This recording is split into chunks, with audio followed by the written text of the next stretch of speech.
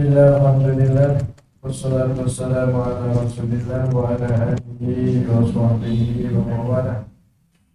Asyhadu an la ilaha illallah wahdahu la syarika lah wa asyhadu anna Muhammadan abduhu wa rasuluhu la nabiyya ba'dah. Rabbi shrah li sadri wa yassir li amri wahlul 'uqdatam min lisani yafqahu qawli. Allahumma anfa'na bima 'allamtana wa 'allimna ma yanfa'una warzuqna ilman yanfa'una. Allahumma sallimna wal muslimin min al-bala' wal waba' wa su'i wa sayyi'il asqam. La hawla wa la quwwata illa billahil 'aliyyil 'azim. Bapak-bapak, ibu-ibu, saudara-saudari sekalian yang dirahmati oleh Allah, alhamdulillah.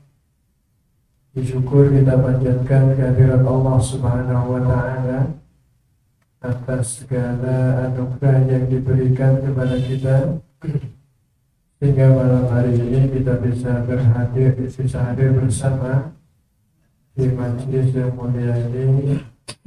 Mudah-mudahan apa yang kita lakukan mendapat ridho dari Allah Subhanahu wa Ta'ala, menambah ilmu, iman dan takwa kita kepada Allah Subhanahu wa Ta'ala. Allahumma amin.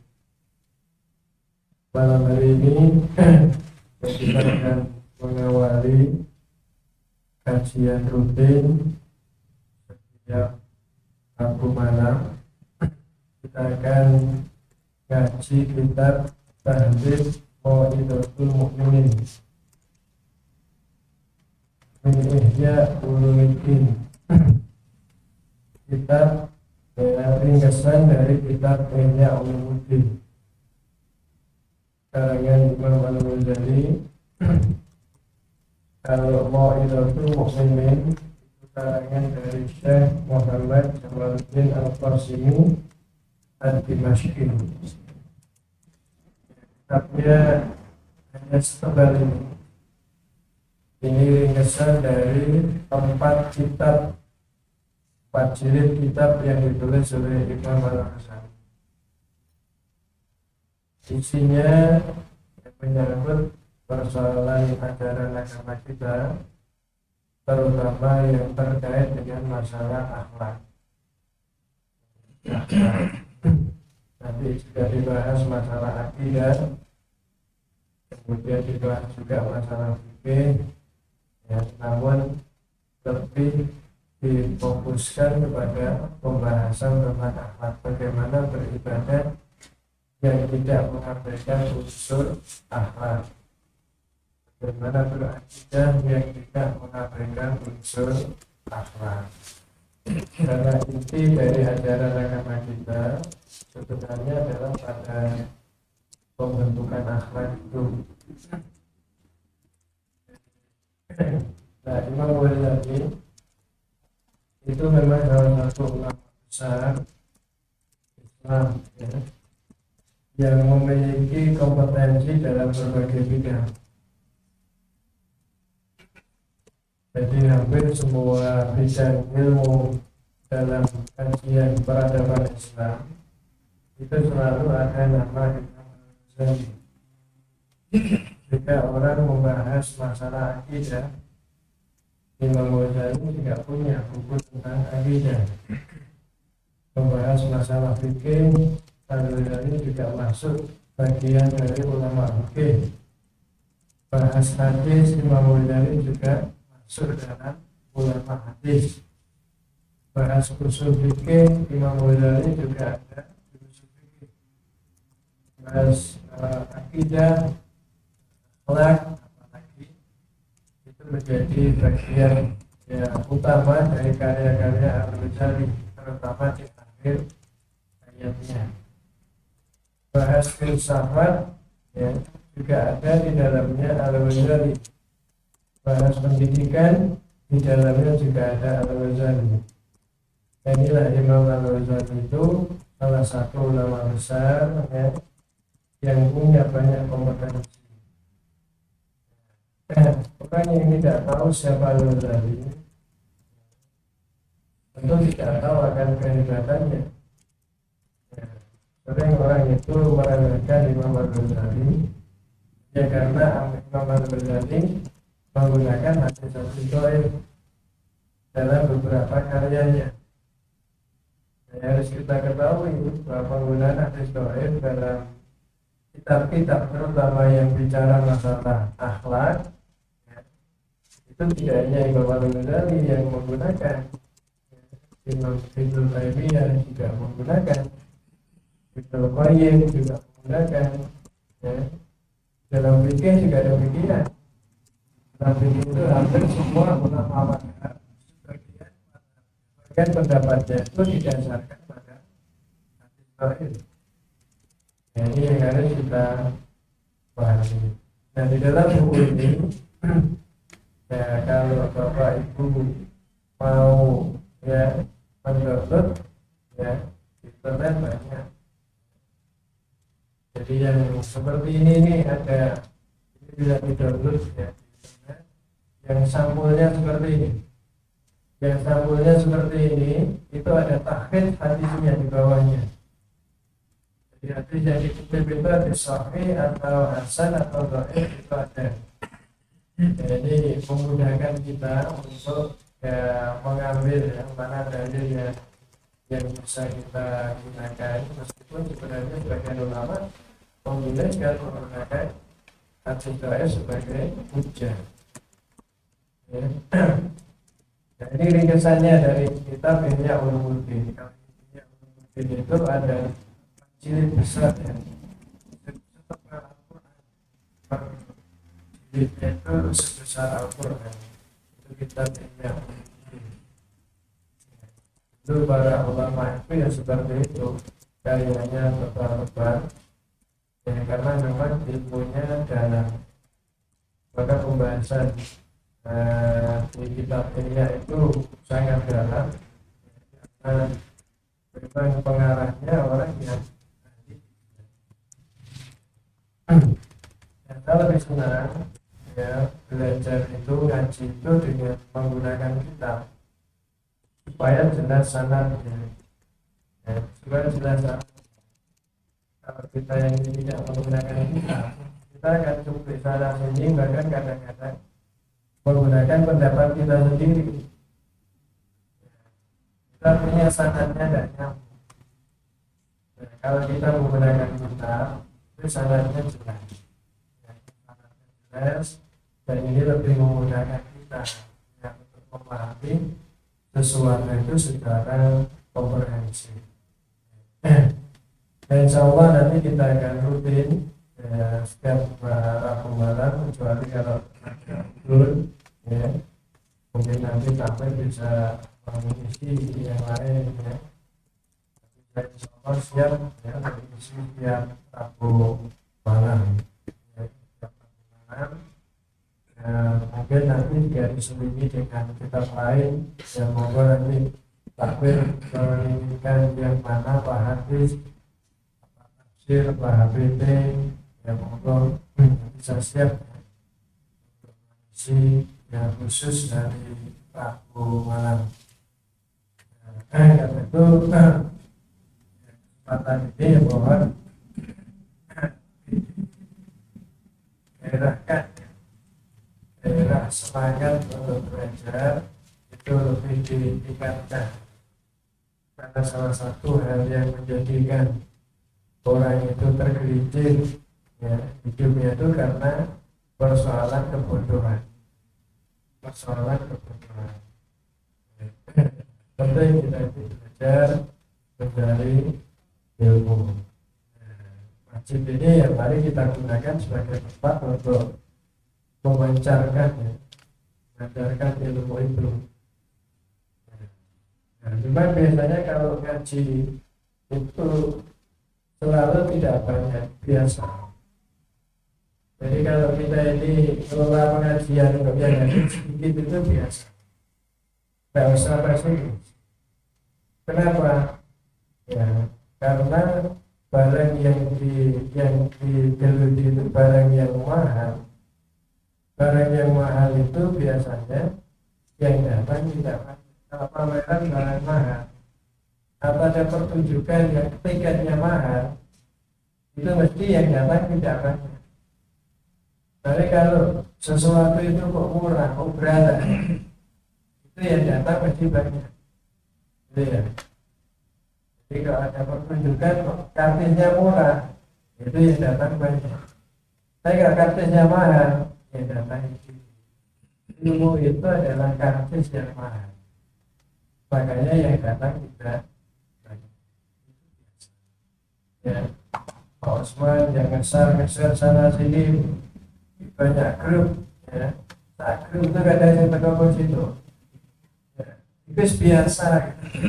Nanti Pak Osman nggak usah putus asa, biasa. Pahalanya sakit, ya. Pahalanya sakit, gitu ya. Ngeser di 10 grup itu, grup yang berkumpul itu sampai. Nah, makanya kita gunakan. Takmir sini itu jumlahnya berapa? 42. Nah, takmirnya itu Pak Simpan kau itu mesti ngaji gitu. Bagaimana takmirnya jadi gerakan nantinya. Semua takmir harus ngaji gitu. 40 ya. Absen. 40 orang yang harus buka ngaji gitu. Sakit gitu. Jadi takmirnya yang pertama memulai. Takmir itu kan artinya memakmurkan, meramaikan. Jadi takmir itulah yang meramaikan duluan sebelum yang lain. Ini yang harus kita kelola ya, supaya apa itu kemauan kita untuk mengajak bersama-sama ya mendapatkan apa kemuliaan ini ya bisa dicapai oleh yang lain.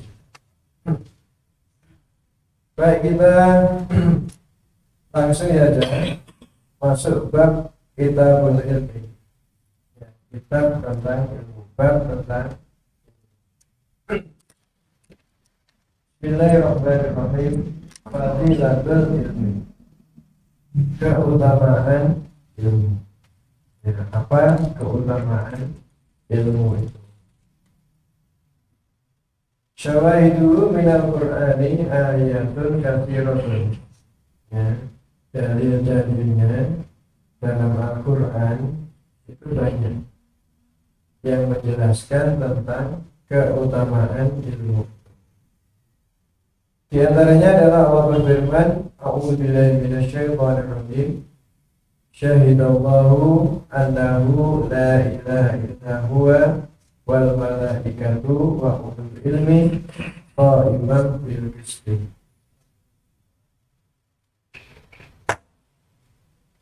Allah bersaksi bahwa tidak ada Tuhan selain Dia, selain Allah.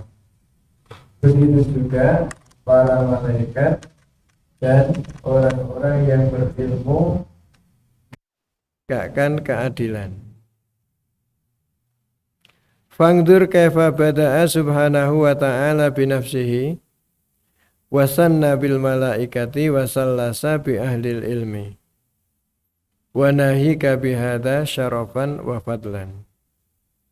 Coba perhatikan ayat itu. Ayat itu Allah memulai dengan dirinya. Allah bersaksi tidak ada Tuhan selain Dia. Kemudian yang kedua menyebut malaikat. Yang ketiga menyebut ahlul ilmi. Jadi tiga ini disebut secara berbarengan. Disebut dari Allah dulu, malaikat dan ahlul ilmi, orang yang punya ilmu. Ini menunjukkan bahwa ilmu itu memiliki kemuliaan dan keunggulan. Karena pemilik ilmu itu disebut bareng dengan Allah dan para malaikatnya untuk menjadi saksi bahwa tidak ada Tuhan selain Allah Subhanahu wa ta'ala. Ini yang pertama. Wa qala ta'ala, dan Allah berfirman, yarfa'illahu alladhina amanu minkum walladhina utul ilma darajat. Allah mengangkat orang-orang yang beriman di antara kalian dan orang-orang yang memiliki ilmu beberapa derajat. Jadi ilmu mengangkat derajat manusia.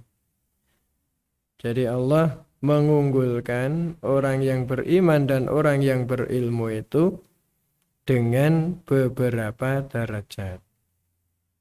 Jadi orang ilmu itu memiliki derajat yang tinggi di sisi Allah Subhanahu wa ta'ala, berbeda dengan orang-orang yang tidak punya ilmu. Ini ditegaskan oleh Allah dalam firman-Nya, "Qul hal yastawil ladzina ya'lamuna wal ladzina la ya'lamun." Katakanlah, apakah sama orang-orang yang berilmu dengan orang-orang yang tidak berilmu? Ini kalau dalam balaghah, ini namanya pertanyaan tapi lil ingkar. Takon tapi maksudnya sebenarnya mengingkari. Ya mesti gak podo, jawabannya kayak gitu. Jadi podo ndak? Ya seru mesti jawabannya. Sebenarnya sudah tahu jawabannya. Ya, podo ndak? Ya, iki mbak iki podo ndak? Ya, itu sebenarnya pertanyaan untuk mengingkari bahwa antara yang berilmu dengan yang tidak berilmu itu mesti tidak sama. Ya, di hadapan Allah tidak sama, di hadapan manusia juga tidak sama. Derajat orang yang berilmu dengan orang yang tidak berilmu. Ya, orang berilmu pasti memiliki kemuliaan. Ya, memiliki kemuliaan di hadapan Allah dia mulia, di hadapan manusia juga mulia. Wa qala ta'ala, dan Allah berfirman, "Innama yakhsyallaha min ibadihi al-ulama." Sesungguhnya di antara hamba-hamba Allah yang takut kepada Allah adalah orang-orang yang berilmu, para ulama. Makanya kalau orang itu ilmunya benar, itu makin tambah ilmunya, makin hati-hati hidupnya. Itu ciri ulama. Jadi kalau orang itu tambah ilmunya kok enggak tambah takwanya, ya, enggak tambah takutnya kepada Allah, berarti ilmunya bermasalah.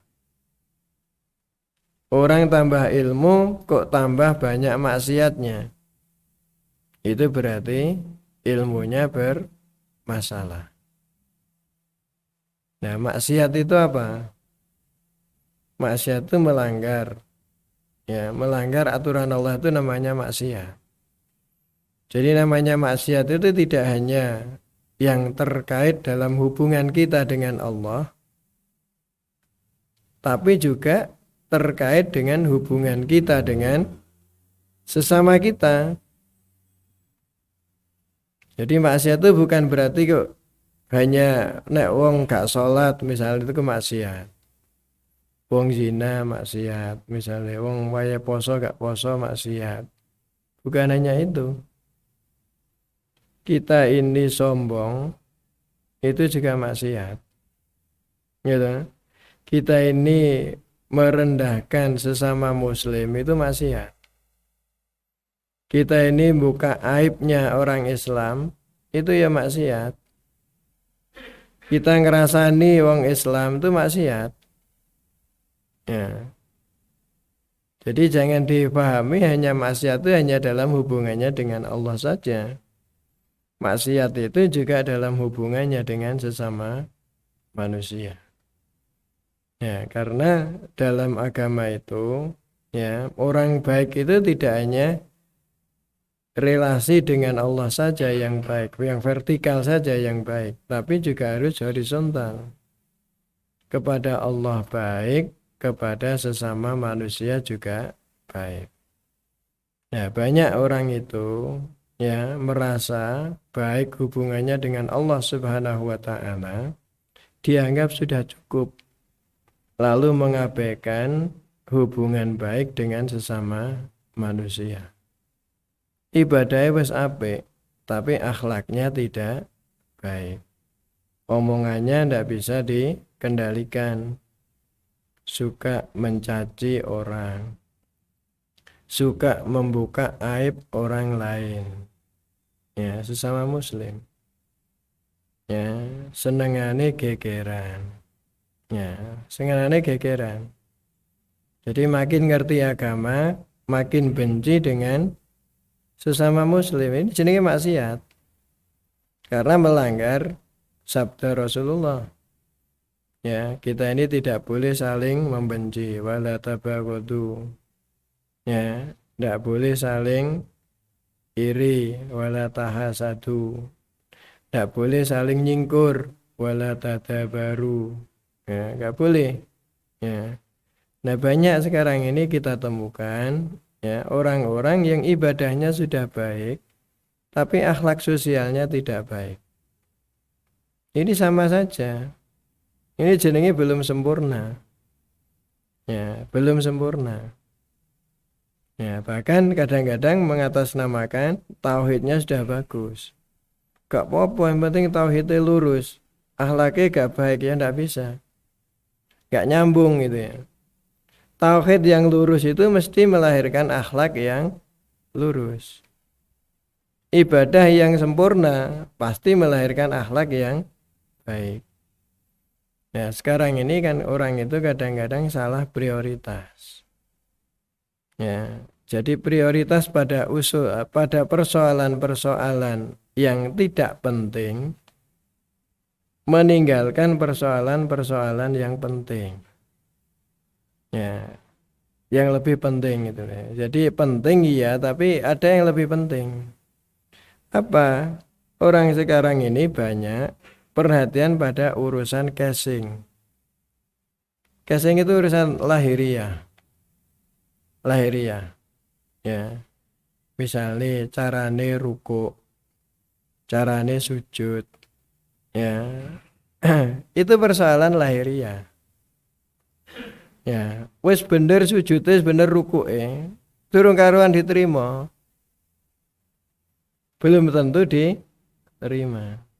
Jadi orang sekarang ini ngurus urusan fikih tapi melupakan urusan akhlak. Coba sekarang ini yang jadikan orang ini gegeran itu persoalan fikih atau persoalan akhlak? Persoalan fikih atau persoalan akhlak? Kan persoalan fikih tuh. Misalnya kunut ndak kunut itu kan urusan fikih. Ya, yang kunut juga belum tentu diterima sholat subuhnya, yang ndak kunut juga belum tentu diterima sholat subuhnya.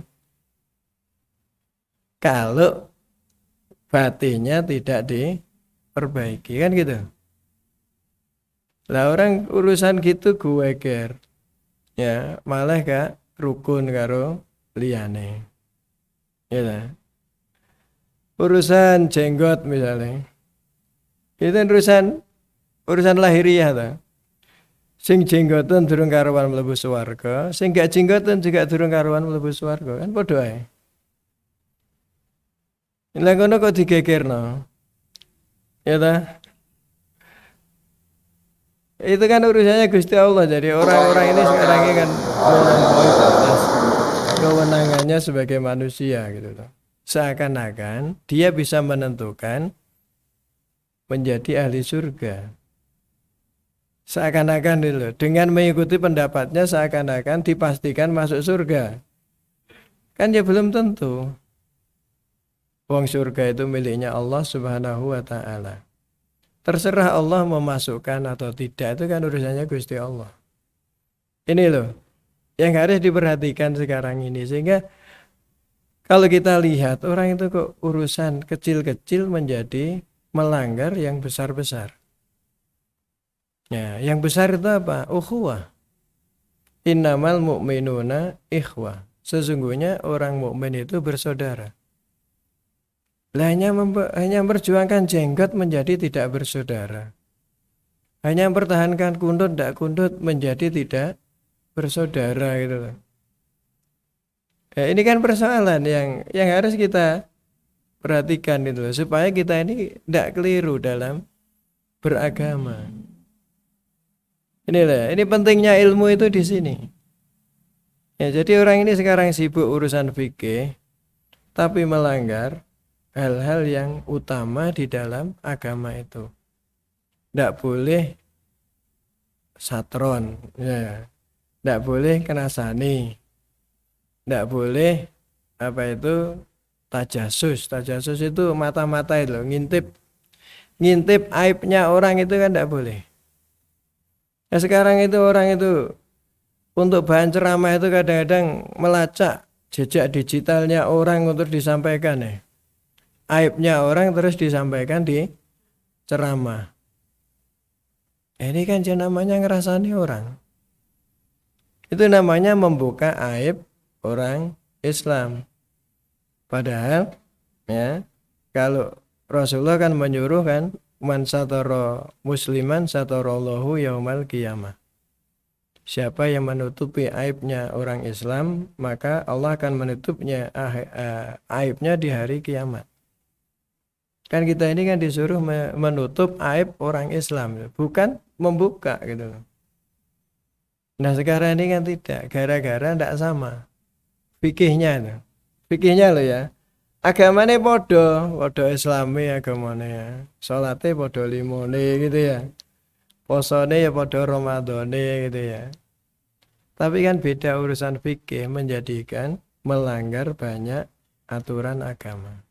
Padahal fikih itu tidak penentu tidak penentu diterimanya ibadah. Bukan penentu utama. Ya, bukan penentu utama dan bukan penentu masuk surga. Bukan satu-satunya penentu masuk surga. Karena orang masuk surga itu tergantung Allah Subhanahu wa taala. Ya. Karena bagi Allah itu orang melanggar kalau dia masih beriman itu masih punya dua opsi. Insya'a adzabahu wa insya'a ghafara lahu. Kalau Allah berkehendak dia nanti disiksa. Tapi kalau berkehendak diampuni dosanya. Itu loh. Opsinya Allah itu masih begitu itu loh. Karena itu kalau itu lihat orang kok maksiat, ya. Itu bagi Allah itu masih dilihat dia punya yang lain apa enggak? Dia punya kebaikan yang lain apa enggak? Yang bisa menjadikan penyelamat dirinya. Ya, contoh betapa mudah Allah itu masukkan orang ke surga. Bisa dilihat di kitab Riyadhus Shalihin ya. Ya, ini di riwayat Bukhari ya. Itu kan diceritakan tentang orang yang menolong anjing. Itu dalam hadis Bukhari disebutkan, ya itu adalah salah satu pelacur Bani Israel. Pelacur loh. Salah satu pelacur Bani Israel. Ya, dia kehausan di tengah jalan, lalu dia mendapatkan sumur, lalu dia turun ke bawah untuk mengambil air dan minum dari situ. Sudah naik, ya, dia melihat anjing mau mati gara-gara kehausan. Timbullah rasa iba di hatinya, ya, maka dia turun lagi ke bawah. Perjuangan itu turun ke bawah itu perjuangan. Naik lagi, ya, tidak ada timba, tidak ada apa-apa. Yang ada hanya sepatunya. Lalu sepatunya dilepas, diisi air, naiknya dengan digigit. Sepatunya itu digigit. Jadi perjuangannya besar. Untuk memperjuangkan anjing supaya tidak mati. Setelah sampai di atas, diberilah minum anjing itu. Dengan seperti itu, Allah ya berterima kasih padanya. Nah, maksudnya berterima kasih itu ridho dengan apa yang diperbuat, kemudian mengampuni dosanya. Dalam hadis lain, adkhalahul jannah, masukkannya ke dalam surga. Coba, gak tahu sholat maksiat tok gitu ya. Gara-gara nulungi anjing yang mau mati bisa masuk surga. Ini loh. Jadi karena itu kan kita ini jangan hanya terpaku pada urusan-urusan lahiriah. Belum tentu. Ya, wong sing ibadahe apik, akeh ketoke lahiriahnya itu ya. Nek hatinya ndak bagus juga ndak diterima ibadah itu. Niatnya keliru ya gak diterima. Gitu ya. Dampaknya tidak bagus juga ndak diterima. Meskipun banyak itu loh. Ibadahnya meskipun banyak. Ya, amal solehnya banyak, tapi kalau tidak berdampak positif, membuat dirinya menjadi orang yang berakhlak mulia, ya nggak diterima ibadahnya. Ibadahnya wakeh ketoke, tapi niatnya keliru. Ya, ben ketok wong alim, ya, ben disebut sebagai orang soleh, ya, ben disebut ini macam-macam gitu. Niatnya keliru itu juga tidak diterima. Ibadah seperti itu tidak diterima. Makanya ukuran untuk melihat ibadah kita ini berkualitas apa tidak, ya lihat dampaknya, akhlaknya kayak apa. Nah, kita ini beribadah tapi belum bisa membentuk akhlak kita, ya berarti ibadah kita ini bermasalah. Sama dengan ilmu itu yang tidak melahirkan ketakutan atau rasa takut kepada Allah Subhanahu wa taala, berarti ilmunya bermasalah. Takut kepada Allah itu apa? Ya takut melanggar aturan Allah. Aturan Allah itu apa? Yang berkait dengan hubungan dengan Allah maupun yang terkait dengan hubungan dengan sesama makhluk Allah. Gitu loh ya. Nah sekarang ini kan banyak ya, orang itu kelihatannya ibadahnya sudah bagus gitu ya. Tampilannya sudah syar'i gitu ya, tapi mulutnya tidak bagus. Ya senengane ngenyek wong. Gitu ya, ngerasani wong, gitu ya, membuka aib orang. Ya. Ini berarti bermasalah ilmunya. Bermasalah ilmunya. Ya, tidak takut melanggar aturan Allah. Ya, hanya karena apa? Persoalan merasa dirinya sudah benar. Merasa diri kita ini sudah benar, lalu menyalahkan orang lain itu kesalahan. Karena kita memastikan diri kita di hadapan Allah, padahal kita ini belum tentu. Jangan-jangan kita ini tidak seperti yang kita duga. Kita menduga diri kita ini baik, tapi di hadapan Allah tidak baik. Sama, orang lain dalam pandangan kita tidak baik, ternyata di hadapan Allah dia orang baik. Nah ini loh. Inilah ilmu itu pentingnya di sini. Harus melahirkan khasyah. Ya, takut kepada Allah. Kemudian hadis-hadis Rasulullah yang terkait dengan ini, ya. Rasulullah bersabda, "Man yuridillahu bi khairan yufaqihu fiddin wa yulhimhu rusydahu." Hadis riwayat Bukhari. Barang siapa yang dikehendaki oleh Allah padanya kebaikan, maka dia akan diberi pemahaman tentang agama dan diberikan ilham, ya, pemberian, ya, rusydahu, tentang petunjuknya. Rusydun itu kan petunjuk yang membuat dia itu bisa lurus cara berpikirnya, kecerdasan. Jadi kalau orang itu dikehendaki Allah baik itu, ya, maka Allah akan memahamkan dia tentang agama. Kemudian memberi pemikiran yang lurus, cara berpikir yang lurus, yang benar. Ya, yang tidak dipengaruhi oleh hawa nafsu, ya, yang tidak dipengaruhi oleh kepentingan-kepentingan tertentu. Ya. Karena orang itu cara berpikirnya, ya, itu bisa berubah kalau ada kepentingan. Tapi kalau orang itu berpikirnya hanya karena Allah, ya maka dia bisa berpikir lurus, objektif. Ya, dia bisa berpikir objektif. Nah, ini yang harus kita perhatikan. Wa qala sallallahu alaihi wasallam, Rasulullah bersabda, al ulama warasatul anbiya. Ulama itu adalah pewaris para nabi. Wa ma'lumun annahu la rutbata fawqa nubuwah wa la syarafa fawqa syarafil wirasah litilka rutbah. Sudah diketahui bahwa tidak ada derajat yang mengungguli derajat kenabian. Dan tidak ada kemuliaan yang mengungguli kemuliaan menjadi pewaris kenabian. Jadi kalau ulama itu menjadi pewaris para nabi, itu artinya bahwa ulama itu adalah orang yang memiliki kemuliaan yang tinggi. Karena tidak ada kemuliaan lagi di atas kemuliaan para nabi.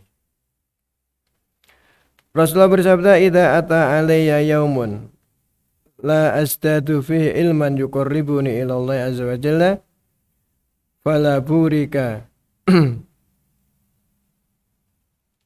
fala burika li fi tulu'i syamsi dzalikal yaum." Ini yang tadi warasatul anbiya tadi hadis riwayat Ibnu Majah. Kemudian hadis yang ketiga ini adalah riwayat Tabrani, termasuk hadis dhaif. Ya. Arti dari hadis ini, jika datang padaku satu hari yang di dari itu saya tidak bertambah ilmu saya yang mendekatkan saya kepada Allah, maka tidak ada keberkahan bagiku sejak matahari terbit di hari itu. Jadi ilmu itu harus melahirkan hidayah. Bertambahnya ilmu itu harus semakin mendekatkan diri kepada Allah Subhanahu wa ta'ala. Kalau orang tambah ilmunya tapi tidak tambah dekat dengan Allah, berarti tidak barokah. Kalau orang itu bertambah ilmunya, ya, lalu tidak takut kepada Allah, berarti tidak bertambah barokahnya. Ya. Ini ya, meskipun hadis ini dhaif ya, tapi intinya bahwa ilmu itu harus melahirkan hidayah, harus mendorong orang semakin takut kepada Allah, semakin mendekatkan diri kepada Allah Subhanahu wa ta'ala. Makanya ulama itu makin tambah ilmunya tidak makin takabur, tapi makin tawadhu. Jadi kalau Anda wong ketoke pinter, tambah pinter kok tambah sombong, itu berarti bukan ulama. Itu bukan ulama. Nah, ulama itu makin tambah ilmunya makin merunduk. Makin tidak berani ya menjelekkan orang, makin tidak berani. Orang tawadhu itu orang yang merasa dirinya selalu kurang. Itu orang tawadhu. Ya. Makanya kalau kita lihat ulama-ulama yang soleh itu kan, jarang ulama yang, dan hampir tidak ada kalau ulama yang soleh itu kok kitabnya di sini ngenyek-ngenyek, itu tidak ada. Ceramahnya di sini kok ngenyek-ngenyek, itu tidak ada. Ya, kalau berbeda, ya biasa bagi ulama ini. Kalau ditanya mana yang paling benar, dia tidak akan pernah menjawab milik saya yang paling benar, tidak.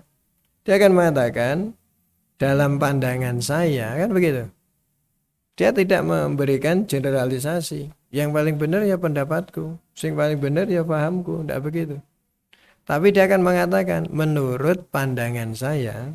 Ya, itu artinya membuka peluang bagi, bisa jadi menurut pandangan orang lain tidak sama. Itu loh. Ya, ini bisa dilihat dari karya-karya ulama-ulama yang dulu selalu mengatakan demikian. Nah, inilah ilmu yang barokah itu seperti itu, selalu melahirkan ketakwaan, ya, pendekatan diri kepada Allah Subhanahu wa ta'ala. Ya, mudah-mudahan kita semuanya senantiasa diberikan cinta ilmu dan mendapatkan ilmu yang barokah, ya, yang senantiasa menjadikan kita semakin dekat dengan Allah, semakin takut melanggar aturan-aturan. Demikian yang bisa kita bahas pada malam hari ini. Ya, mudah-mudahan ada manfaatnya untuk kita semua. Perlu dibuka tanya jawab? Monggo, ada pertanyaan? Tidak ada? Kalau tidak ada, kita cukupi sampai sini dulu. Ya, kurang lebihnya minta maaf. Wallahu a'lam bishawab. Wassalamualaikum warahmatullahi wabarakatuh.